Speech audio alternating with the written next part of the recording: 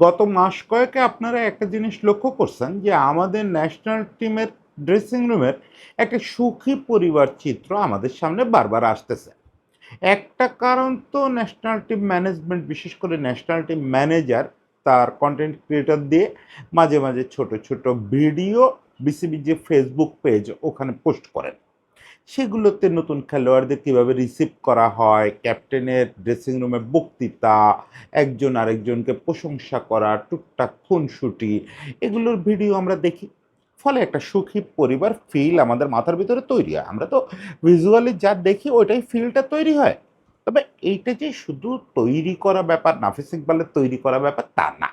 সেটা আপনি যদি মাঠের দিকে তাকান তাহলে বুঝবেন।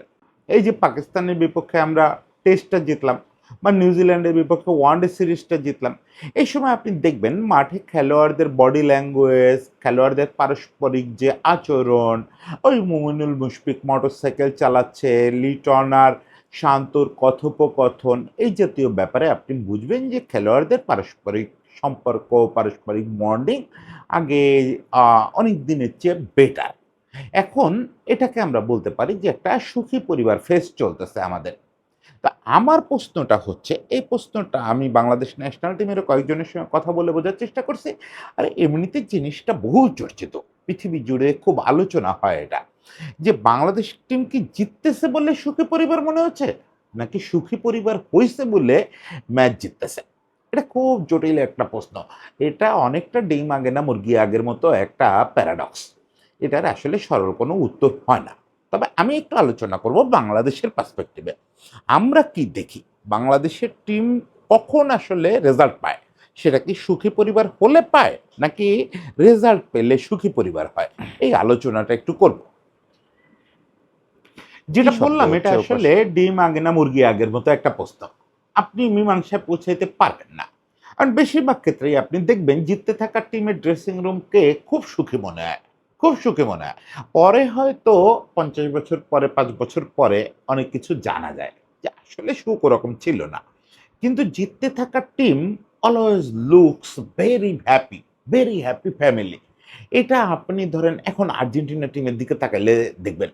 আর্জেন্টিনার টিম গত এই ২০২০ সাল থেকে ২০২২ পর্যন্ত বা ২৩-এ এসে তারা আরো ট্রফি জিতলো। এই সময়কালে সব জিততেছে না? ফলে আর্জেন্টিনা টিমের যে ভাবমূর্তিটা এখন হয়েছে যে একজন আরেকজনের শুধু ভিন্ন মায়ের পেটে জন্মাইছে। এছাড়া একজন আরেকজনের ভাই। De Paul, Messi, Mac Allister, Enzo Fernandez, Emi Martinez থেকে শুরু করে এই দুদিনের বাচ্চা আলমাদা বা এরা সবাই সবার জন্য জীবন দিয়ে দিতে পারে। কি পরিবেশ, কি কথাবার্তা, সবকিছুতে আপনার এরকম মনে হয় না? উল্টো ব্রাজিলের দিকে তাকান। ব্রাজিল বেচারা ২০০২ সালের পর থেকে বড় কিছু ট্রফি জিততে পারতেছে না, বিশ্বকাপ জিততে পারতেছে না।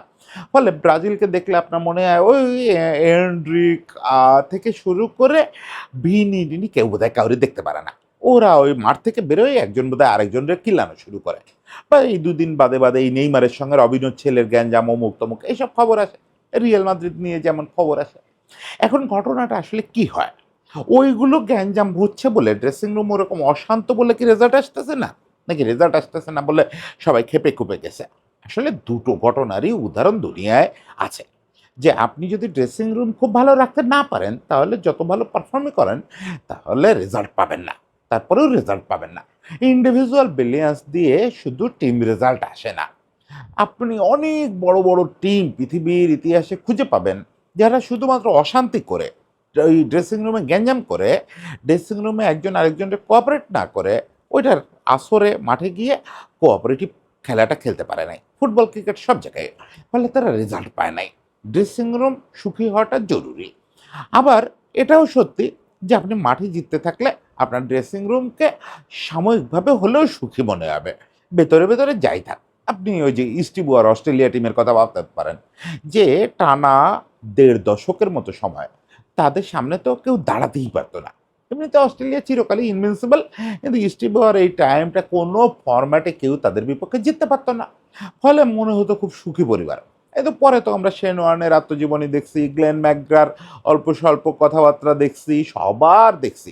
ম্যাথু এডিন থেকে শুরু করে প্রায় সবাই জীবনী লিখে ফেলছে ওই টিমের, এবং সবার জীবনীতে দেখছি না, ড্রেসিং রুমে মোটেও ওই সুখী পরিবার ব্যাপারটা ছিল না। ব্যাপক ইগো ছিল, অনেকেই অনেকটাই সহ্য করতে পারতো না। তারপরেও তো তারা জিতছে, জিতছে বলে ড্রেসিং রুমকে সুখী পরিবার মনে হতো। মানে এই উদাহরণটা আপনি আরেকটু অন্যভাবে নিতে পারেন যে সুখী পরিবার হওয়াটাও আসলে জরুরি না, জরুরি হচ্ছে ড্রেসিং রুমকে শান্ত রাখা, রেসপেক্টফুল একটা পরিবেশ রাখা। আপনি 87 ইন্ডিয়া দলের কথা ভাবেন, ইন্ডিয়ার দুটো টিমের কথা বলি, 87 ইন্ডিয়া ওয়ার্ল্ড কাপ জয়ী দল, আর মহেন্দ্র সিং ধোনির ইন্ডিয়া যেটা অলমোস্ট সব কিছু জিতছে। মহেন্দ্র সিং ধোনি বোধহয় পৃথিবীর অন্যতম অধিনায়ক যে তার জেতা সম্ভব সব কিছু জিতছে। সেই ধোনির ইন্ডিয়া বা কপিল দেবের ইন্ডিয়া ড্রেসিং রুম কি খুব সুখী পরিবার ছিল? মোটেও না। আপনি যদি 87 ইন্ডিয়া টিমের কথা ভাবেন, কপিল গাওস্করের যে রিলেশন ছিল, সে রিলেশন বক্সিং রিলেশনের কাছাকাছি, কিন্তু তাদের মধ্যে ব্যাপক রেসপেক্ট ছিল। প্রত্যেকে জানতো যে ক্রিস শ্রীকান্তের প্রতি কি রেসপেক্ট দেখাতে হবে, কপিলকে কি রেসপেক্ট দেখাইতে হবে, গাওস্করকে কি রেসপেক্ট দেখাইতে হবে। কেউ ওই রেসপেক্টের জায়গাটায় আপোষ করেন নাই। কপিল জানতেন যে গাওস্কর আমার প্রতিদ্বন্দ্বী, কিন্তু তার মানে এই না যে গাওস্করের ব্যাটসম্যানশিপে সন্দেহ করা যাবে।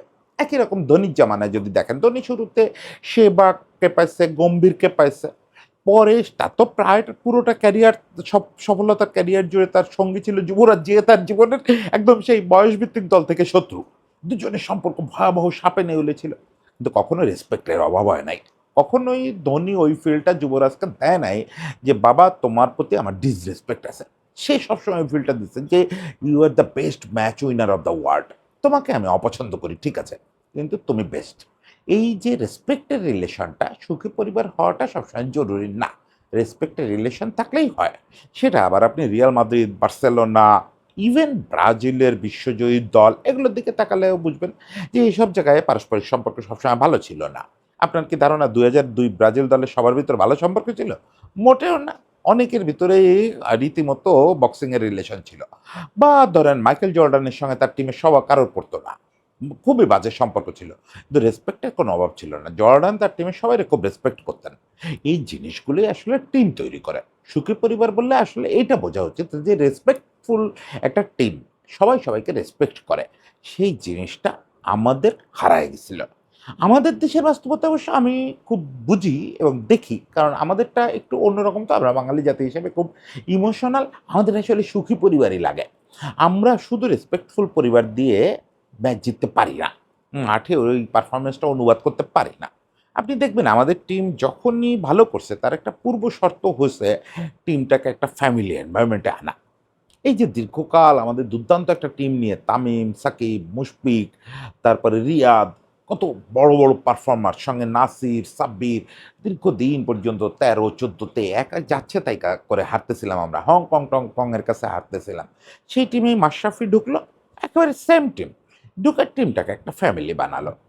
টিমটা জিততে জিততে এমন অবস্থা হলো যে ওয়ান ডে সাইকেলে তারা 3-4-এ চলে গেল। সঙ্গে তারা এই ইংল্যান্ডে হারায়, অমুকরে হারায়, তমুকরে হারায়, দুনিয়া কাঁপানো শুরু করলো। কারণ ওই ফ্যামিলি এনভায়রনমেন্টটা মাঠে প্রভাব ফেলছে। ফলে সারা পৃথিবীর জন্য শুধু রেসপেক্টফুল একটা ড্রেসিং রুম হলেই চলে, আমাদের আবার লাগে একটু ফ্যামিলি এনভায়রনমেন্ট। সেই জায়গাটায় আমাদের খুব বড় একটা রোল প্লে করতেছে এখন নাফিস ইকবাল। কারণ এখন তো টিমে কোনো ফাদার ফিগার নাই। ৩ জন ক্যাপ্টেন পরস্পরের বন্ধু। ৩ জন সেই বয়োভিত্তিক টিম থেকে একজন আরেকজনের টিমে খেলে আসছে। এর ভিতরে লিটন একটু আউটসাইডার। লিটন ওই লেভেলে ক্যাপ্টেন্সি করে নাই। কিন্তু মিরাজ হচ্ছে ওই লেভেলে ক্যাপ্টেন ছিল। আবার শান্ত ভাইস ক্যাপ্টেন ছিল। ৩ ক্যাপ্টেন আসলে পরস্পরের বন্ধু, টিমমেট এবং রেসপেক্টফুল, খুব রেসপেক্টফুল। এই ৩ ক্যাপ্টেন পরস্পরকে খুব শ্রদ্ধা করে। আমরা ধরেন কখনো মিরাজকে নিয়ে ট্রল করি, কখনো শান্তকে, কখনো লিটনকে নিয়ে ট্রল করি। ওরা ৩ জন কিন্তু পরস্পরকে খুব রেসপেক্ট করে। ওরা ফ্যামিলি এই দাবি আমি করতেছি না। ফলে ফ্যামিলি এনভায়রনমেন্ট আছে, এটা নিশ্চিত করতে পারতেছি না। কিন্তু ফ্যামিলি এনভায়রনমেন্টটা তৈরি করা হয়েছে। সেইটাতে ২ জন মানুষ খুব রোল প্লে করছে। একটা তো নাফিস ইকবাল, যেটা আপনারা দেখেন যে সে রীতিমতো ভিডিও ক্যামেরা বসায়, বাচ্চারা আসলে তাদেরকে নানা রকম গিফট দিচ্ছে, প্রতি ম্যাচের পরে নানা রকম নাটকীয় ভিডিও বানাচ্ছে, নিজে সেগুলোতে প্রেজেন্ট থাকতেছে, ড্রামাটিক একটা ব্যাপার-স্যাপার, এগুলোর খুব আসর পড়ে। ওই যে শুরুতেই বললাম, ভিজুয়ালি আপনি একটা জিনিসে সুখী দেখালে ওটা সুখী হয়ে যায়। এটা একটা ব্যাপার। আরেকটা হচ্ছে আমি যেটা একটু খেলোয়াড়দের সঙ্গে কথা বলে টের পেলাম, মুশফিক এখানে একটা অনবদ্য রোল প্লে করতেছে।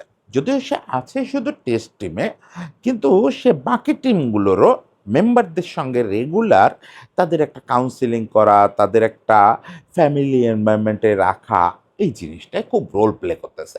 আমাকে কয় যে জুনিয়র খেলোয়াড় জানালো। এটা যদি এমন হতো যে মুশফিকের সমবয়সী কেউ জানাইছে তাইলে বিশ্বাস করতাম কিনা, মানে হয়তো চ্যালেঞ্জ করতাম। কিন্তু জুনিয়ররা অনেকে জানালো যে আপনি অবাক হবেন, এই জায়গাটায় মুশফিক ভাই খুব বড় একটা রোল প্লে করতেছে। উদাহরণ হিসাবে এই যে এই পাকিস্তানের বিপক্ষে টেস্টটার কথা সেই ছেলেটি আমাকে বলল যে, "দেখেন ওই আ যে সময়টায় যে সময়টা নিয়ে সারা পৃথিবী এখন উত্তাল, যে নাহিদ রানার ওই লাস্ট স্পেলটা, যে স্পেলটায় পাকিস্তান থ্রাশ আউট হয়ে গেল। ওই স্পেলটায় নাহিদ রানাকে বল দেওয়াটাই মোটামুটি আগের সিদ্ধান্ত ছিল। যে নাহিদ রানা যেহেতু রিভার্স করাবে, নাহিদ রানাকে পুরনো বল দেওয়া হবে। শেষ কামড়টা নাহিদ রানারই দিতে হবে। ওই নাহিদ রানা, মিরাজ বা তাইজুল এই ৩ জনের একজন শেষ কামড় দিবে। তো নাহিদ রানা একটা বাজির ঘোড়া ছিল। কিন্তু ১ম এসে ও যখন ১ টা বা ২ টো উইকেট পেল, ১ম তো ১ টা উইকেট পেয়ে একটা ব্রেক নিল। তারপরে আসলো ওই ধ্বংসাত্মক ৪ উইকেটের স্পেলটা। ওই সময়টায় কয়েকবার করে শান্ত ডাউট তৈরি হয়েছে। একবার শান্ত, প্রতিবার, এবং শান্ত কিন্তু নাহিদ রানার সঙ্গে ওই সময় কথা বলে নাই খুব একটা। সেটা সে শান্ত প্রেস কনফারেন্সে বলছে যে, "আমি শান্ত নাহিদ রানার সঙ্গে এখন কথা কম বলতেছি। কারণ ও পেসার হিসাবে যেহেতু নিজে চিন্তাশীল পেসার, ওকে স্পেস দিচ্ছি।" এটা আবার দারুণ ব্যাপার যে ক্যাপ্টেন যখনই বোঝে যে এই ছেলেটা চিন্তা করতে পারে, তার স্পেস দেওয়া, চিন্তার স্পেস দেওয়া। আর কথা বলার দায়িত্বটা বেশি পালন করে মুশফিক। মিড অন থেকে নাহিদ রানার সঙ্গে বেশি যোগাযোগ রাখে। বারবার দেখবেন শান্ত, এটা যদি আপনি ভিডিও দেখেন তাও টের পাবেন। শান্ত মুশফিককে জিজ্ঞেস করতেছে, "ভাই সরাবো? আমি কি মিরাজরে আনবো?"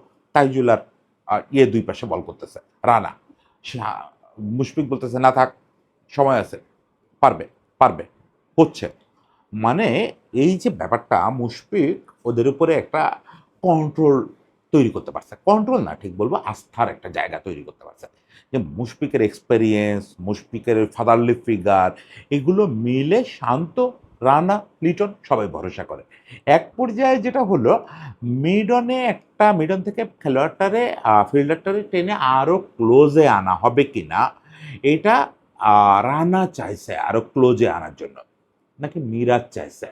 তখন আ শান্ত একটু আপত্তি করতেছে। মুশফিক বলছে, "এই দে, ক্লোজে দে, ক্লোজে দে।" সেই সময় কিন্তু আসলে লিটন ওই বিখ্যাত আলাপটা দিছে। যেটা আসলে সবাই ফান হিসাবেই নিছে। যে, "ভাই ওরা এখন মারবে না, ভয় পাস না। ফিল্ডার ক্লোজে টান।" মূল কথাটা ছিল এইটা। ধরেন আপনারা শুধু শুনছেন এইটুকু যে ওর ভাবমূর্তি, রিজওয়ানের ভাবমূর্তি এখন এইরকম পাকিস্তানে যে ও মারতে যাবে না। মারতে যেয়ে যদি আউট হয় পাকিস্তান ঢুকতে পারবে না। কিন্তু শুরুটা হয়েছিল ওই কথা দিয়ে যে, "তুই ফিল্ডার ক্লোজে টান। ক্লোজে টানলেও ও তার উপর দিয়ে মারবে না। কারণ ওর মারার সাহসই নাই।" এখন এখানে আমি থাকলেই মারতাম না। আর ওর যে ভাবমূর্তি, পাকিস্তানে ও তো ঢুকতেই পারবে না মারতে গিয়ে আউট হইলে। ব্যাপারটা এটা ছিল। মানে ওরা পরস্পরের সাপোর্ট দেওয়া, ফ্যামিলি এনভায়রনমেন্ট, এটা শুধু ড্রেসিং রুমে বানানো ভিডিও না। এটা আসলেই ঘটতেছে। এখন সেই ঘটনাটা যদি আমরা ঘটাতেই থাকি, সারা পৃথিবীতে যেটা বললাম, শুধু রেসপেক্টফুল কালচার হলেই হয়তো তারা সাকসেস পায় বেশিরভাগ ক্ষেত্রে। না, আমাদের এখানে ফ্যামিলি এনভায়রনমেন্টটা খুব লাগে। আমাদের এখানে ওটা খুব জরুরি যে মিমি মোটরসাইকেল জেতার পরে সে মোটরসাইকেলের পেছনে মুশফিক উঠে বসবে। শুধু ধোনির পেছনে রায়না উঠে বসলে হবে না। শুধু ওই সমবয়সী ২ টা ছেলে ঘুরলে হবে না। এখানে মিড ইজ মিনি, তার পেছনে মুশফিক বসবে। ওটা দেখে নাহিদ রানা, রিশাদ ছিল মাঠে। রিশাদ বাউন্ডারির পাশে, রিশাদরা কয়েকজন বসে খেলা দেখছে কিন্তু লাস্ট সেশন। ওরা অদ্ভুত হাসিতে ফেটে পড়বে যে আমাদের মেজো ভাই, মিনি ভাই জিতছে, মোটরসাইকেল জিতছে, সে মোটরসাইকেল চালাচ্ছে। আমি জানতাম না যে মুমিনুল মোটরসাইকেল চালাতে পারে। আমি জীবনে ১ম জানলাম। কত কি নতুন জানতে হচ্ছে। আর সেটার পিছনে উঠে বসছে আমাদের সবার বড় ভাই মুশফিক। এই তো ফ্যামিলি। ফ্যামিলি মানে তো বড় ভাই, মেজো ভাই, ছোট ভাই সবাই মিলে। শুধু বড় ছেলে হলে তো হবে না। সবাই ভালো থাকবেন। আমাদের ফ্যামিলিটা আরো লম্বা হোক। পরাজয়ের দিনও যেন ফ্যামিলিটা এরকম সুন্দর করে পরস্পরের জড়ায় ধরে সান্ত্বনা দিতে পারে। পরাজয়ের দিনেও যেন ফ্যামিলিটা ভেঙে না যায়। সেই প্রত্যাশায় থাকলাম। সবাই ভালো থাকবেন।